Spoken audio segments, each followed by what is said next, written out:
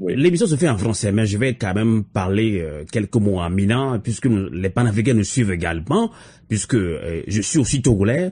Permettez-moi de m'immiscer un peu dans le débat, puisque je me sens aussi togolais. Miato et Africa Topoto Globé et nous les Togoma. Minyabe jukpoto mo chanwa chon o ne voit miato a egba wala on peut viticuire. Et naye mdibe mi magbele patale Francis Gbemeo. Et mi nyaba la on pena du meto subo. Alors Philippe Amedo dit que devons-nous faire pour réconcilier d'abord la diaspora, puisque la diaspora c'est un vivier de combattants. Que devons-nous faire dans ces conditions pour que cette mobilisation de jeudi 20 mai soit quand même une démonstration de force au niveau de la diaspora? Philippe Amedo dit. Je crois que mes prédécesseurs ont rappelé à dessein que tout Togolais, qu'il soit dans la diaspora ou qui vivent sur le territoire national. Philippe, hausse un peu le ton s'il te plaît. Oui. Vas-y. Tous les Togolais sont devenus des prisonniers en sursis. C'est-à-dire ce qui est arrivé aujourd'hui ou hier à Paul Michel Beto, avant-hier à Dimon Auré, quelques mois plus tôt au prophète Esaïe, peut arriver à tous les Togolais. Donc, je disais tout à l'heure, nous sommes logés à la même enseigne. Vous imaginez la cruauté de ce régime? Pendant qu'ils étaient en prison, pendant que Paul Michel Beto était en prison, en avril dernier, sa maman succomba de douleur et de chagrin. Le prophète Esaïe en prison, sa maman a succombé également. Vous imaginez la cruauté de ce régime? Le prophète Esaïe n'a même pas eu le droit, les mains menottées, d'aller rendre un dernier hommage à sa maman. Comment on peut imaginer un régime ainsi? Je tremble d'émotion. C'est pas possible. Moi, je pense que sur la base de ces faits-là, les Togolais doivent comprendre que nous n'avons qu'un seul et unique adversaire devant nous. Ce n'est pas les partisans ou les militants d'un autre parti de l'opposition. C'est la dictature que nous devrons combattre. Cette dictature déshumanisante, cette dictature cruelle qui opprime les Togolais et qui les maintient dans une misère. Ça saute à l'œil ce qui se passe. Nous devrons rester les coudes serrés contre la dictature et arrêter de nous mettre des bâtons dans les roues parce que nous sommes sur le même bateau. Si le bateau coule, nous mourrons. Je suis désolé parce que, étant chargé à la mobilisation, je reçois pas mal d'appels sur mon téléphone. Et il y a des coupures. Veuillez m'en excuser. Mais je vais en terminer par là. Je lance un appel et je le dis. Nous devrions rester mobilisés et les coudes serrés. J'aimerais bien, je propose que nous mettions au placard pendant les 6 mois à venir nos petites nuances, nos petits différends et divergences pour travailler efficacement à la libération de la patrie. La patrie d'abord. La patrie d'abord. Lorsque nous aurons fini avec la dictature qui nous déshumanise tous, nous pourrons alors commencer à montrer les nuances, les petites nuances qui sont dans les projets de société que les partis politiques nous proposent. Actuellement, tout le monde sur le pont pour mettre fin à la dictature. Cela devrait être le mot d'ordre de tous les Togolais. Tout à fait. Donc, mobilisation générale, sans distinction d'appartenance politique, ethnique ou religieuse. La diaspora se donne donc rendez-vous, après tout ce qu'on vient de dire. Rendez-vous donc ce jeudi 20 mai à partir de 10h, le lieu de rassemblement. Justement, le point de rassemblement, j'allais dire, c'est le rond-point Robert Schuman à Bruxelles.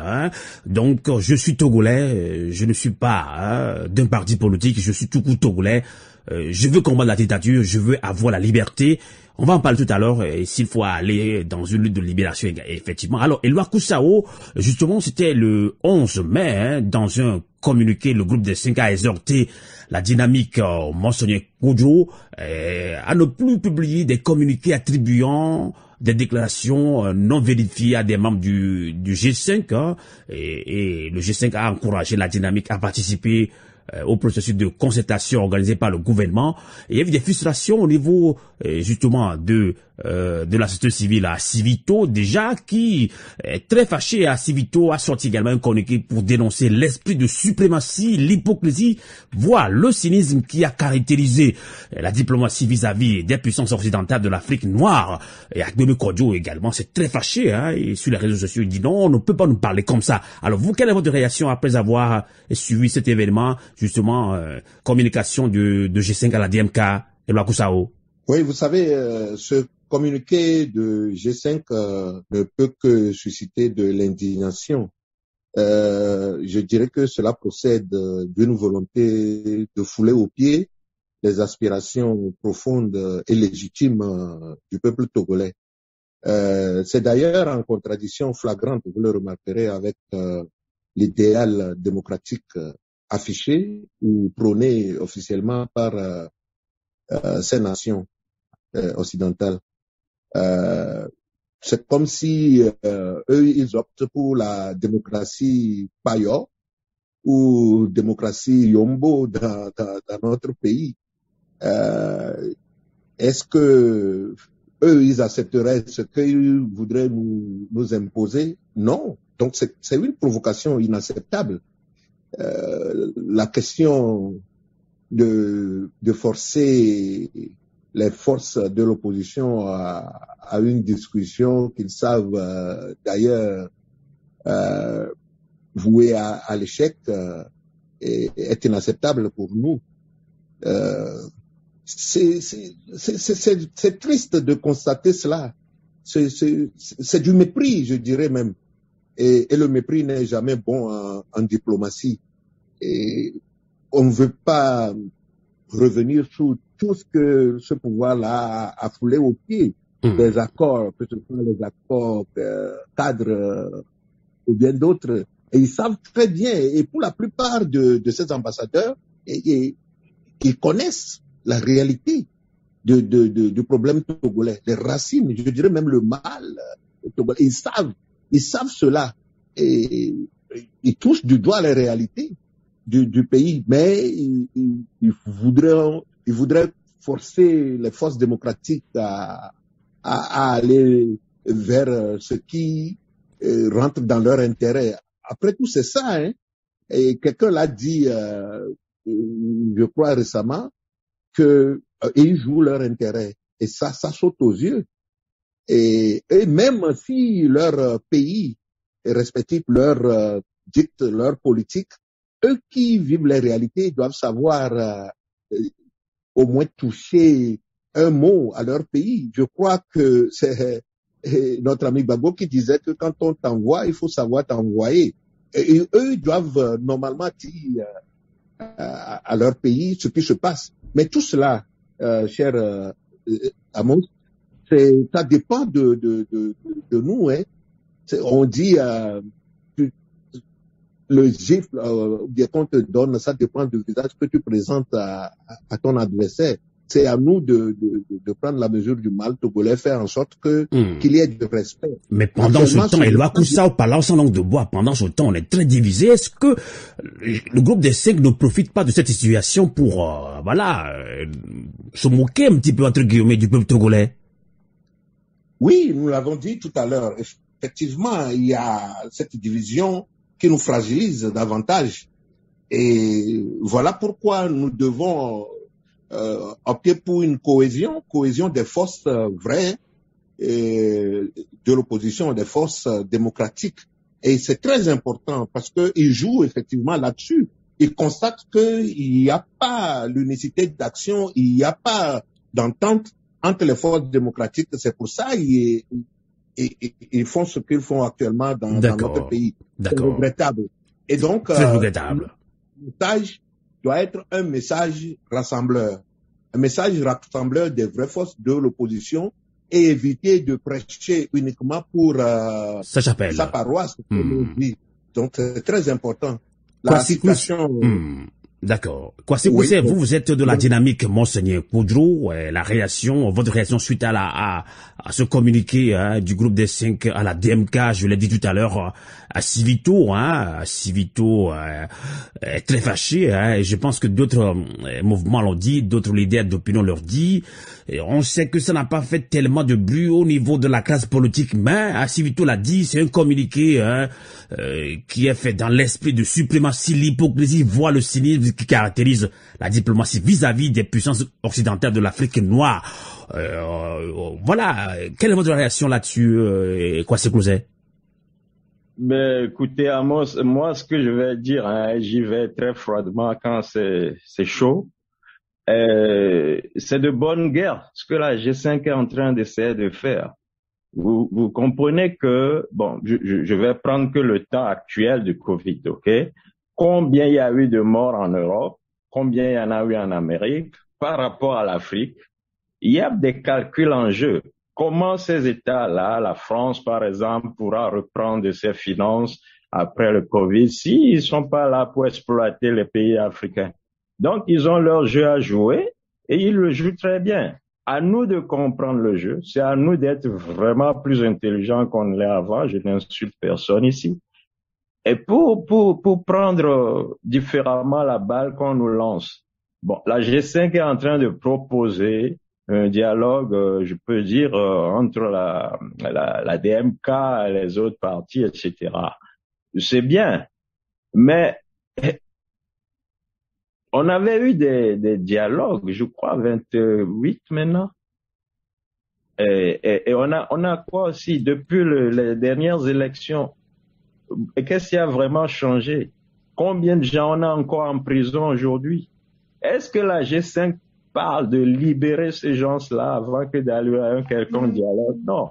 Donc, c'est à nous d'être réalistes. Et je crois que la réponse au niveau de la DMK à la G5 a été très, très claire. Et il y a eu, ils ont rédigé, comment on a appelé ça, un mémorandum, et on a envoyé un dossier à la G5 pour leur répondre. Je peux donner 3 parties de cette réponse-là. Allez-y. Il y a les préalables que nous donnons au dialogue, et je peux vous les lire rapidement ici. Je crois que les préalables, c'est que on abandonne les charges contre la dynamique, contre Monseigneur Koudrou et contre le président. La levée du mandat d'arrêt international qu'on a lancé contre le docteur Agbeobe. Et on veut la levée des restrictions sur les activités politiques de l'opposition au Togo, parce qu'on n'a plus droit aux marches au Togo, à ce que je sache. Je viens de vous le dire, ce matin encore, la police ou les militaires fouillent dans les... Mais c'est pas possible. On arrête les nôtres, on nous dit d'aller au dialogue. Vous voyez? On demande la libération de tous les détenus politiques. Depuis combien de temps? Et je vais le dire et le redire, ce n'est pas une question d'appartenance au RPT. Monsieur Kpatchania Singbe n'est pas de la DMK. Il est en prison depuis combien de temps? Et qui en parle? Est-ce que la G5 en parle? On veut nous faire aller au dialogue comment? Entre Togolais, c'est entre Togolais qu'on est en train... Je vais pas trop parler, vous avez tout compris. Donc, on a tout compris. Il y a aussi les résultats qu'on attend de ce dialogue. On attend à la DMK qu'il y ait un transfert pacifique du pouvoir suivi d'une transition politique inclusive. C'est-à-dire, on n'empêche personne d'être dans ce discours-là. Entre Togolais, d'accord. Mais il faut qu'on se comprenne. Et moi, j'appelle encore tous les Togolais, qu'ils soient du RPT, à comprendre ce jeu-là. Les Européens, les Américains, le reste du monde, la communauté internationale, je les considère tous comme eux aussi des enfants de Dieu. Ils ont faim, les Français ont leur fromage, leur vin, nous avons la banane au Togo, mais on peut, comme on dit en anglais, on peut share. On peut se le partager. Tout à fait. Alors, ne venez pas nous arracher aussi notre dernier de nos bananes et nous laisser sur... Ça ne va plus marcher. Et c'est ce que le docteur Agbeobe martèle, c'est ce que nous martelons dans ce groupe de la DMK. Et ça doit être clair. Ce n'est plus 100 pour 0. ce serait 50-50 s'il le faut. D'accord. Mais on n'ira pas comme ça, dialogue sans Ok. On va conclure ce débat rapidement, et cette dernière question est très importante pour nous, hein. Beaucoup de Togolais également, eu égard à tout ce qu'on vient de dire, et eu égard également au bradage des ressources du pays en faveur de certains pays occidentaux. La misère qui s'accentue, les étrangers qui s'accaparent des terres et de grands marchés économiques en complicité avec le régime de Faure Gnassingbé, certains citoyens estiment qu'il faut mener une lutte de libération comme ce fut au temps de l'indépendance. Alors comment y arriver à cette lutte dont il est question? Philippe Amédodji, pour conclure ce débat. Merci Sylvain. Mes prédécesseurs l'ont dit tout à l'heure. Lorsque dans un pays, au lendemain d'un scandale retentissant, celui du Pétrole Gate, où une demi-douzaine de personnes se sont permis de détourner plus de 500 milliards de francs CFA, et que des institutions de la République ne s'auto-saisissent pas pour établir des responsabilités et condamner les fautifs, je crois qu'il y a un problème. Lorsque Bolloré, il y a de cela 2 mois, reconnaît, passe aux aveux et reconnaît avoir corrompu le premier des Togolais, je crois qu'il y a un problème. Donc, j'aimerais dire que nous sommes réellement dans une lutte de libération. Comment voulez-vous que les Togolais mangent 3 fois par jour si 6 Togolais d'entre eux se permettent de se laver les mains avec une bouteille de champagne qui coûte des centaines de milliers de francs CFA? Mais nous ne sommes pas nous ne sommes plus dans une lutte de libération. On ne fait plus cette lutte de libération. Comment arriver à cette lutte de libération? Voilà. Pour engager et gagner véritablement cette lutte de libération, les Togolais doivent se serrer les coudes. Nous revenons toujours à la nécessité de laisser de côté la problématique ou bien nos appartenances à des écuries politiques pour engager un véritable combat patriotique. Donc, c'est de ça qu'il s'agit. Parce que nous tous les citoyens de cette patrie-là sont logés à la même enseigne. Vous savez, que tu sois de l'UNIR, que tu sois du CAR, que tu sois de l'UTD, tout le monde achète du pain. Ce pain-là que nous achetons avec la farine qui est importée, ce sont les taxes qui ont frappé cette farine-là à l'entrée du Togo, qui sont détournées. Et qui au Togo ne mange pas de farine? Qui au Togo ne prend pas du zémidian?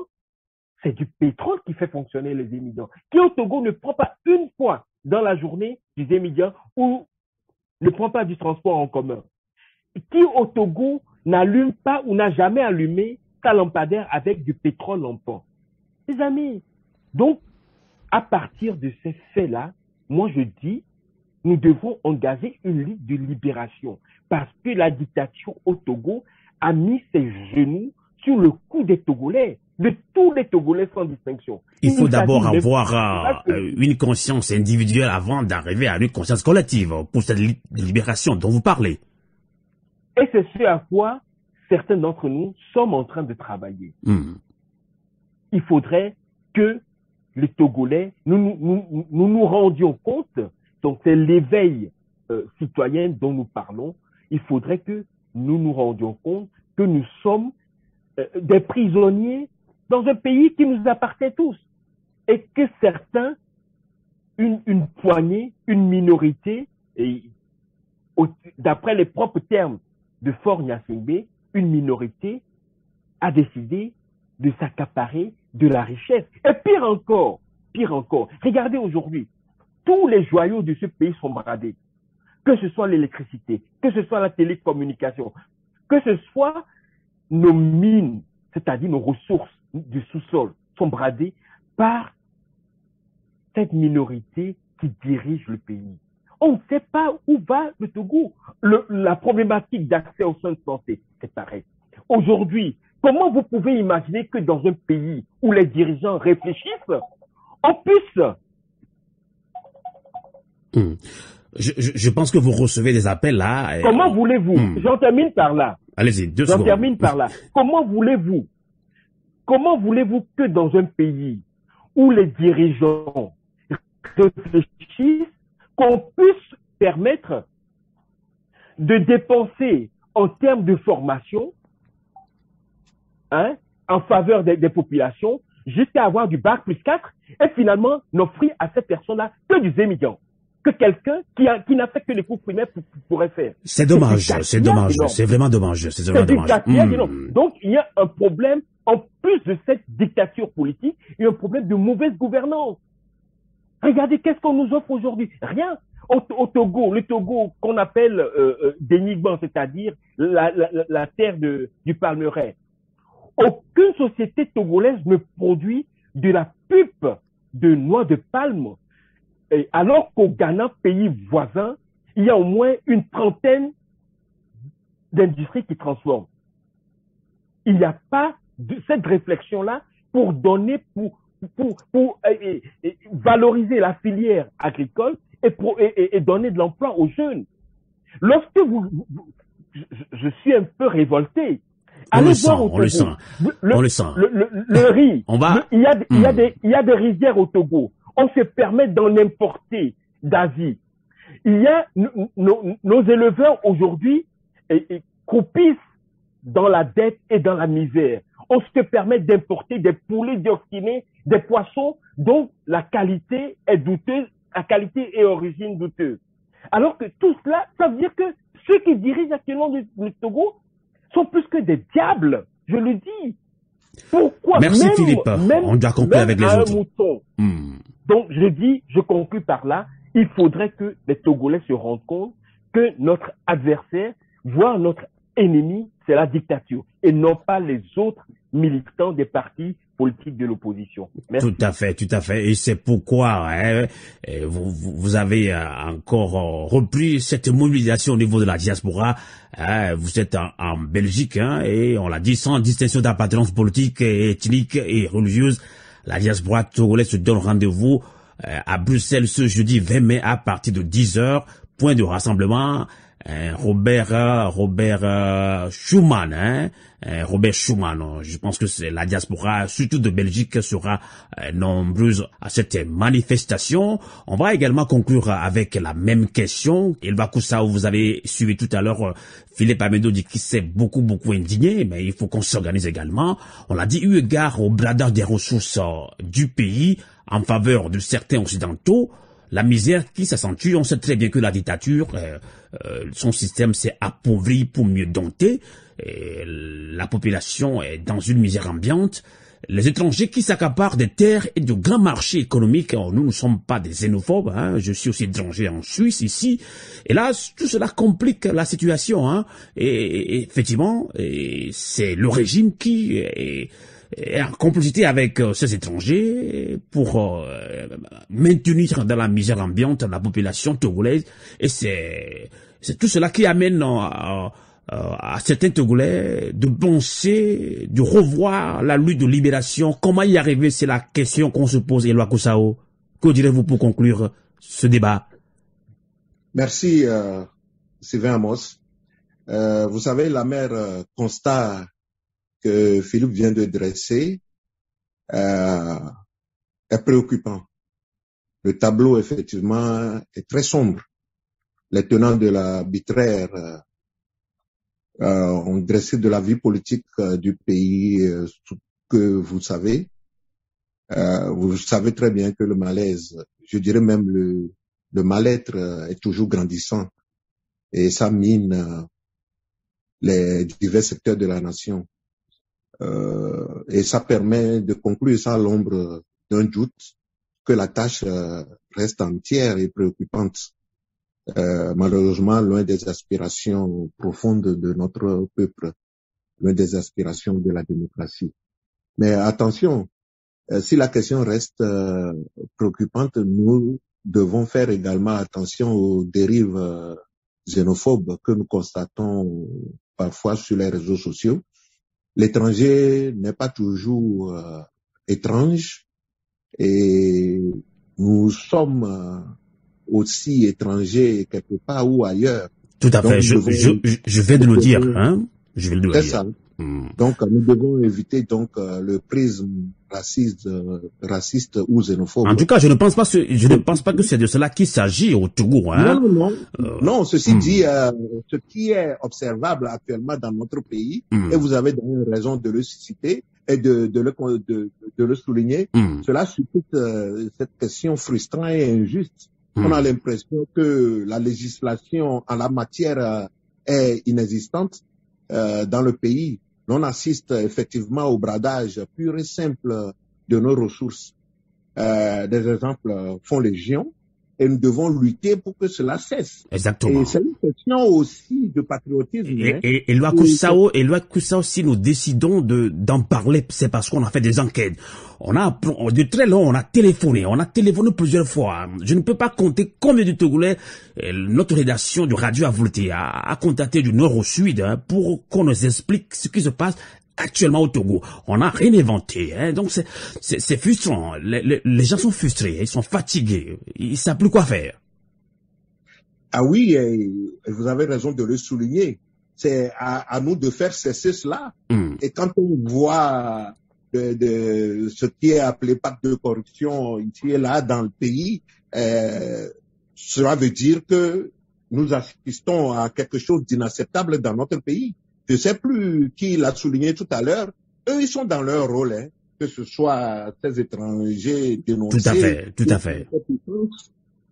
C'est une question d'intérêt. Eux, ils jouent leur intérêt. C'est à nous de savoir jouer le nôtre et savoir que si nous continuons par accepter l'inacceptable, cela ne peut que conduire au désastre de nos peuples.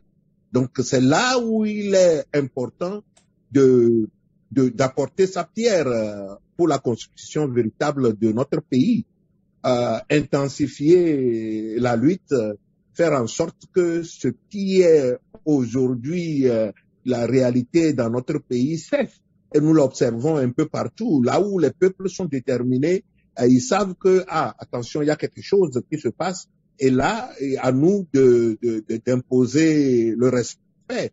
Mais malheureusement, ce que nous constatons aujourd'hui, c'est comme il y a une sorte de complicité ou même de connivence des autorités de fait avec ces gens-là qui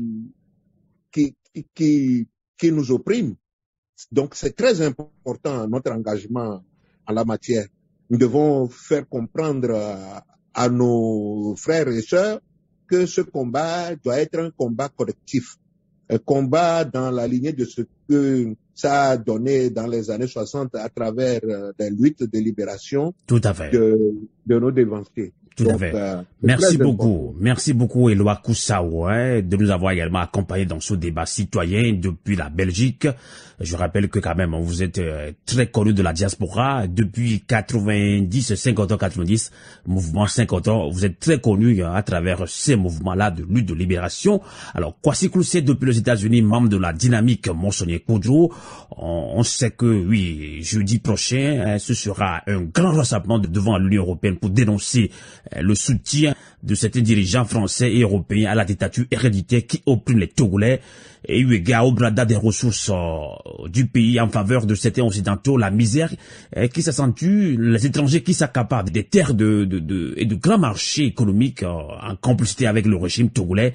Finalement, on pense encore à une lutte de libération. Il faut reprendre la lutte de libération comme ce fut au temps de l'indépendance de la Blodée. C'est comme si on n'a jamais eu cette indépendance. Donc, il faut qu'on en reconquérir. Il faut reprendre la lutte.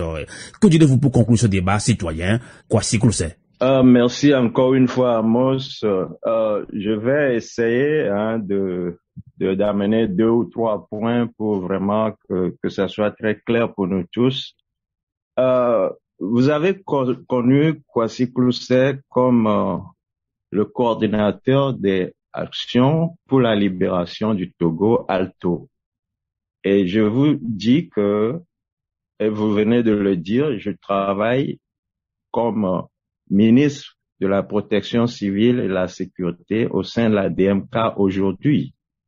Ça veut dire que Kwasi Kloussé DMK, ça veut dire que Kwasi Kloussé est juste togolais. Et c'est cet appel que la DMK essaye de faire comprendre à tous les Togolais. Et nous devons ramener toutes nos expériences pour la construction de notre pays, pour la recherche de la seconde indépendance de notre pays.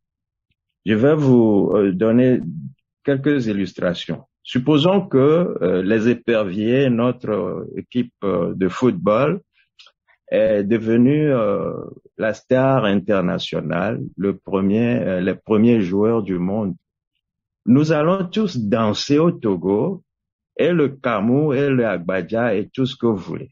On sera tous contents sans chercher à savoir qui est du RPT, ou qui est du Nord, ou qui est du Sud. Mais pourquoi n'arrivons pas à nous entendre sur ce jeu-là que les Européens nous ont imposé, qu'ils appellent politique, qu'ils appellent démocratie?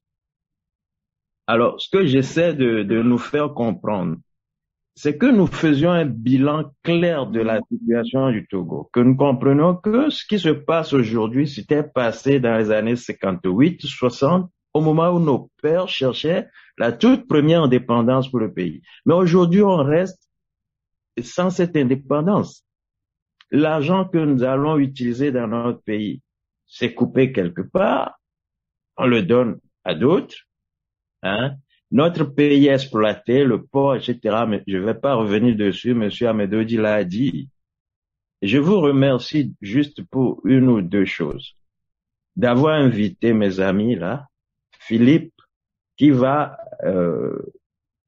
organiser ou qui organise le rendez-vous du 20 mai à Bruxelles. Que tous les Togolais prennent ce rendez-vous-là comme le début du marathon pour la deuxième indépendance du Togo.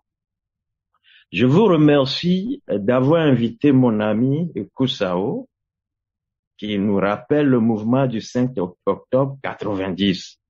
Vous ne pouvez pas trouver des gens mieux que ça qui nous disent, qui nous rappellent aujourd'hui que la remobilisation doit se faire. En 90, quand on lançait des pierres, quand on réclamait qu'il y ait moins de chômage au Togo, quand on réclamait la libération des prisonniers, mais on n'avait pas d'appartenance, il n'y avait même pas de parti politique. Effectivement. Alors, donc on ne peut pas reprendre cette mobilisation dans la division.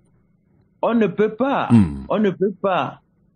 Et alors, c'est comme je viens de le dire, à tous les Togolais de voir la chose de près, de se dire que, en fait, on est en train de se battre entre nous, et pour des gens venus d'ailleurs, qui accaparent, comme vous le dites, nos terres, etc., et qui ne visent que leur intérêt.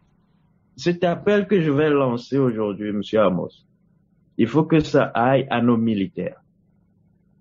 C'est eux qui utilisent des armes qu'on n'a pas fabriquées au Togo pour embastiller leurs propres frères. Il faut qu'ils commencent par réfléchir. Il faut que ça s'arrête. Je peux vous dire encore une chose. Monsieur Fogna Singbe, le président actuel, soi-disant, je le dis comme ça, s'il meurt aujourd'hui là, peut-être Kwasi Kloussé va pleurer. Parce que c'est un Togolais que nous avons perdu. Alors, pourquoi certains Togolais veulent la mort aujourd'hui, peut-être, de docteur Agbeome, qui n'a qu'une vision que nous autres, nous voulons implémenter? Nous voulons que le Togo change. Nous voulons que ce que nous sommes allés apprendre ailleurs, nous venons pour l'appliquer dans notre pays, que ça soit pour le début là de ce développement de notre continent. Et je dis bien de tout notre continent. Je l'avais dit tout à l'heure, nous sommes tous des enfants de Dieu. On va se partager les richesses que Dieu a mis dans ce monde pour nous tous.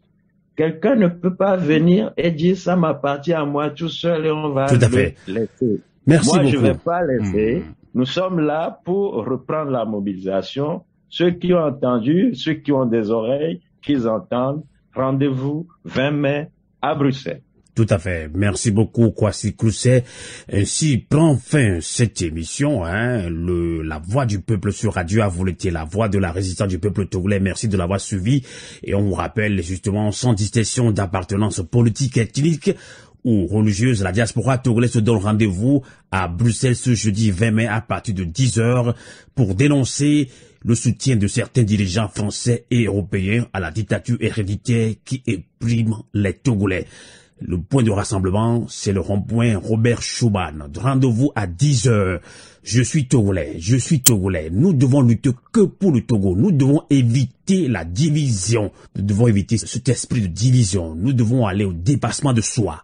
Et nous y a, et le on pain, et le on zizi. Et, on va me garum non a boya foublé non.